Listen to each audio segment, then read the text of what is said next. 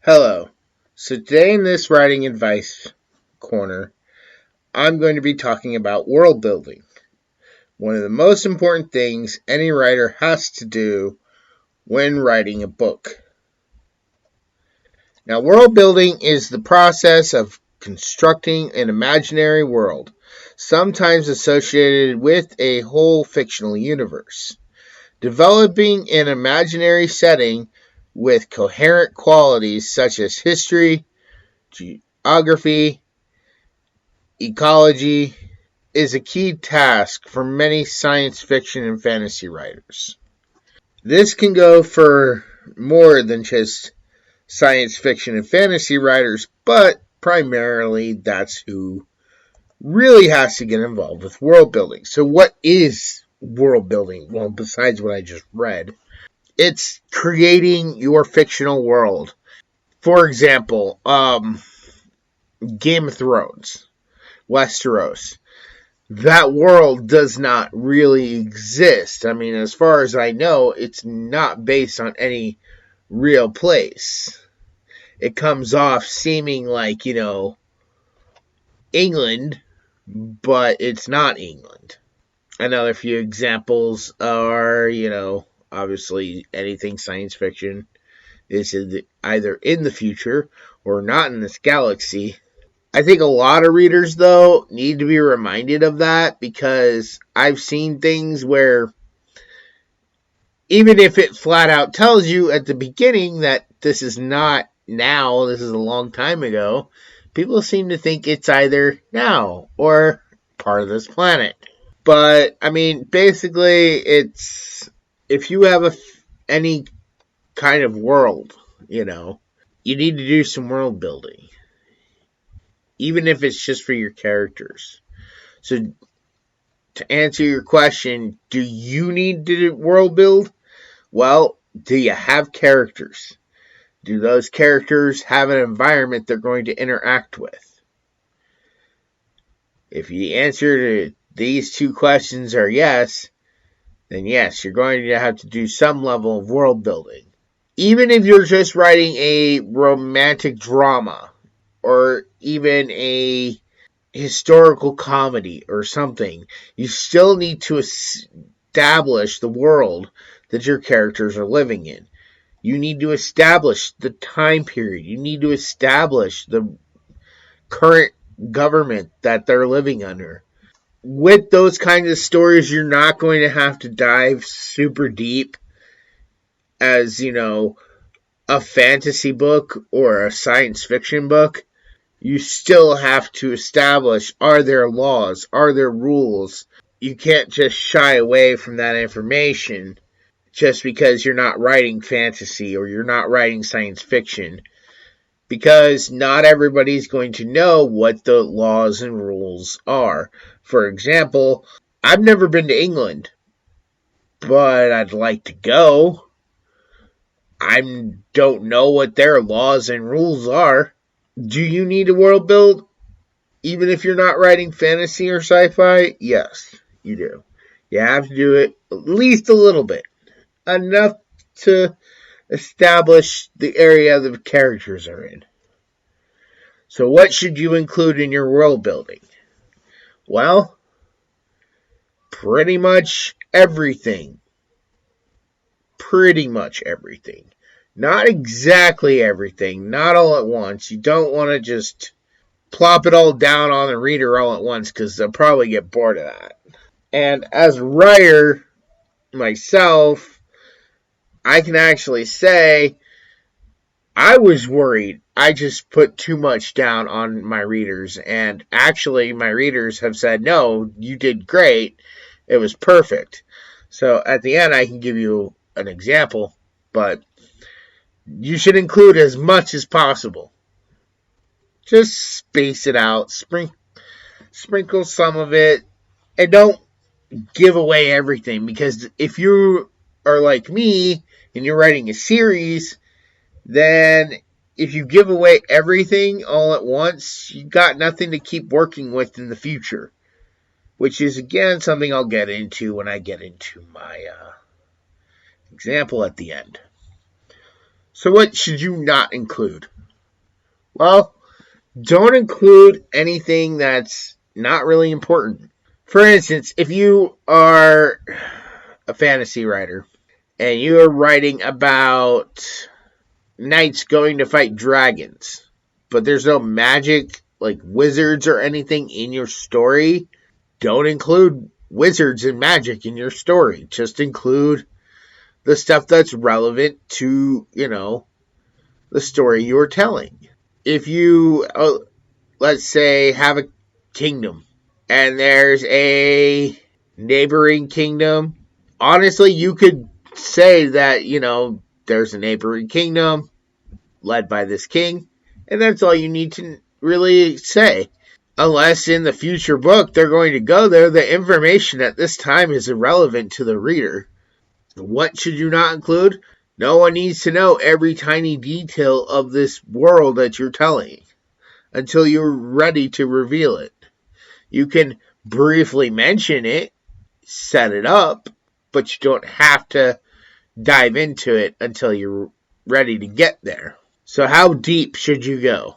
If you have established what your world has, what your world does not have, go as deep as you can, but don't do it all at once. That's the most important thing when world building is timing. Like I said, I was very worried that my world building was going to be too much on my readers. And I have had conversations with at least 30 different people who all said they loved what I did when it came to the world building. I included everything I needed to include. I left out the things that could be included later.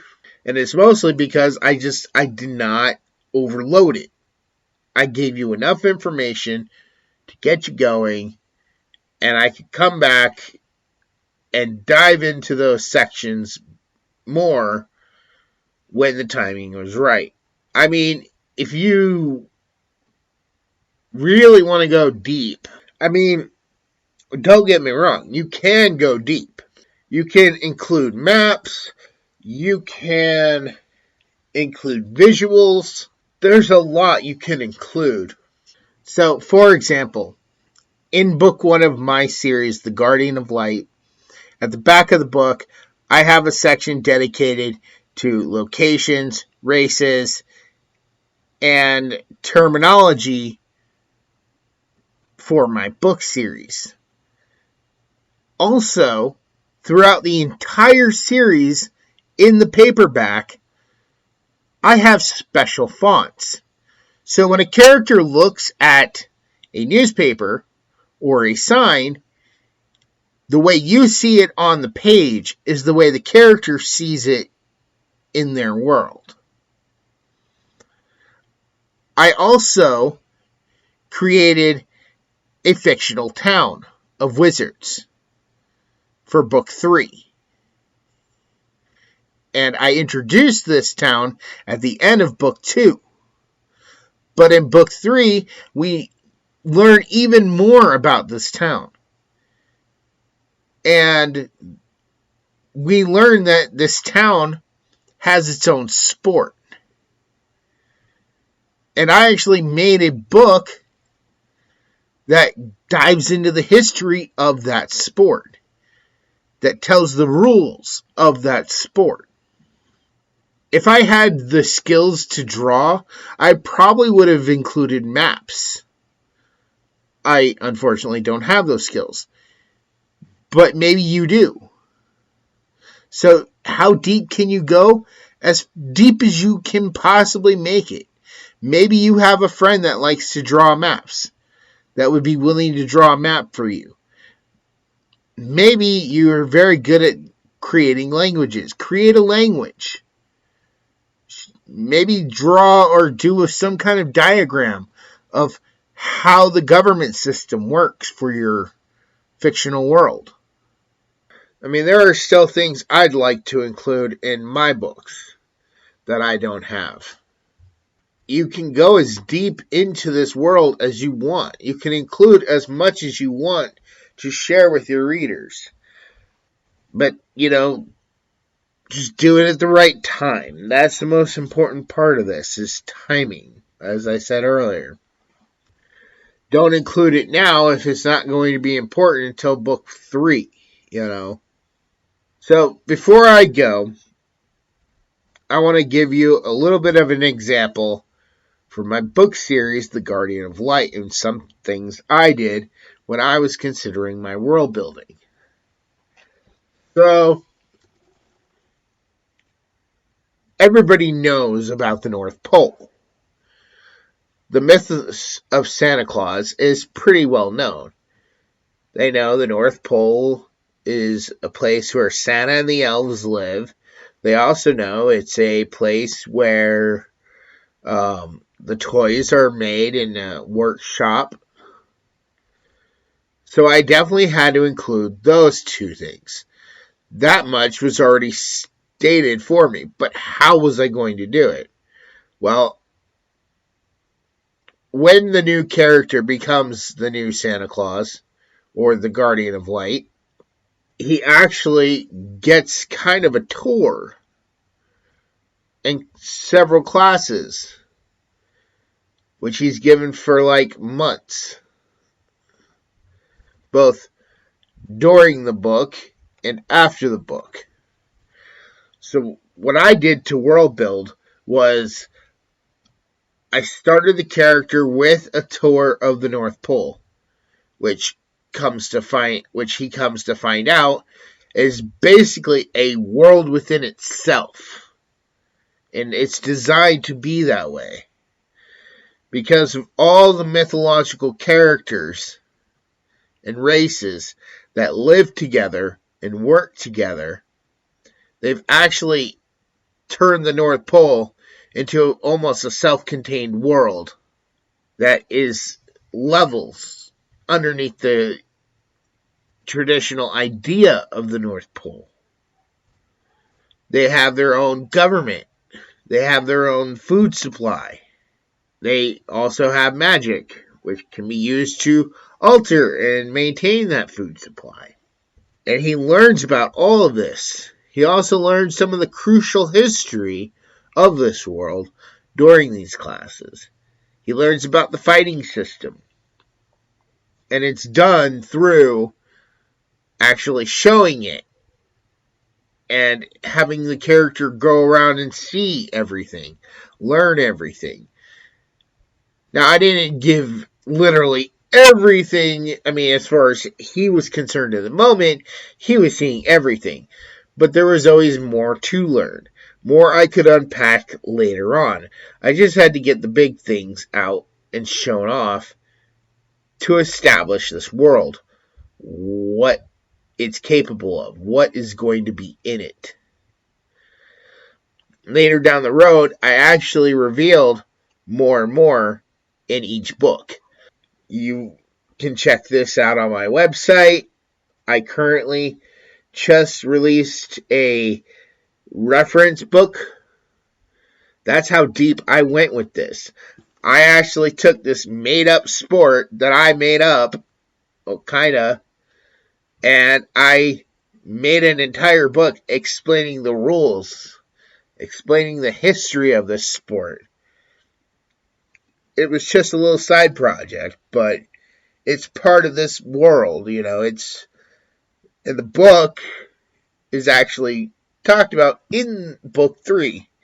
So that's how deep I went with it. I would still love to include maps of Lidmer. I would still love to include, maps of the North Pole, but it's really hard for me to do that.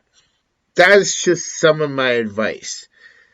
Tell your story, show off the most important parts. Don't worry about overloading with every little detail. Just do what's most important at the time. If you would like to check out my book series, The Guardian of Light, it is available on Amazon, and book 5 will be coming out this May. I think April 15th or somewhere around the middle of April, I will do a book trailer which will have the cover revealed. And that's it. I want to ask you all to please subscribe to this channel. Click the notification bell if you have not already subscribed. It really does help go a long way in getting more and more people to check out this channel. I want to thank you all for watching, and I'll talk to you next time.